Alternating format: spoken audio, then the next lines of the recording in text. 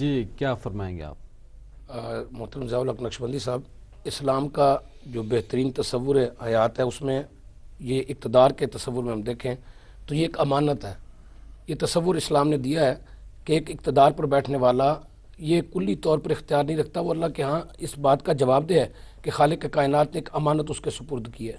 بالکل اسی طرح خزانے کے حوالے سے جیسا کہ حضرت فرما رہے تھے، اور حضرت نے بڑی خوبصورت بات کی کہ یہ بیت المال ہے اور یہ قوم کی امانت ہے،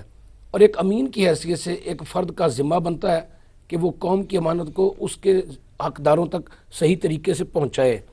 آج ریاست مدینہ کا نام ہم ضرور لے لیتے ہیں، لیکن جس ریاست مدینہ کو ہم جانتے ہیں وہاں پر تو اقتدار پر بیٹھنے والا شخص صدیق اکبر رضی اللہ تعالیٰ عنہ اپنے لیے جب معاوضہ اور وظیفہ مقرر کرتے ہیں تو ایک مزدور کی اجرت کے برابر رکھتے ہیں، اور جب یہ کہا جاتا ہے کہ اگر اس سے گزارا ممکن نہ ہوا، فرمایا پہلے پھر مزدور کی اجرت کو بڑھاؤں گا تاکہ مجھے یہ پتہ تو چلے کہ مزدور کی گزر بسر نہیں ہو رہی۔ آج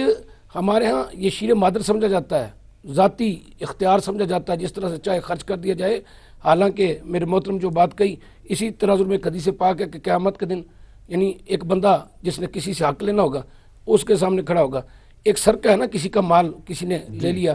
ایک ہے ایک فرد کا مال لینا، ایک ہے پوری قوم کا مال لینا، اور سرقہ صغیر کسی ایک بندے کا مال تھا، ایک بندے کے سامنے جواب دیا ہے، اور سرقہ کبیر ہے تو پھر قیامت کے دن 22 کروڑ عوام کے سامنے کھڑا ہوگا وہ فرد کہ جس نے جواب دینا ہے کہ اس نے قوم کا مال کھایا ہے۔ اور فاروق اعظم رضی اللہ تعالیٰ فرماتے ہیں کہ اگر بکری کا بچہ بھی فرات کے کنارے پیاسا مر جائے، یہ جو آج ہمیں یورپ کے حوالے سے ہمیں فلاحی ریاست کا تصور دیا جاتا ہے، یہ اسلام سے لیا ہوا وہ مستعار نقطہ نظر ہے کہ جو اسلام سے لیا یورپ نے آج اسے اپلائی کر لیا ہے۔ ہم سمجھتے ہیں کہ آج جتنے بھی ہمارے اقتدار صاحبان اقتدار ہیں وہ اللہ رب العزت سے ڈریں اور اس بات کو سمجھیں کہ وہ امین ہے اور قیامت کے دن اس کے بارے میں جواب دیں۔ آج ہمارا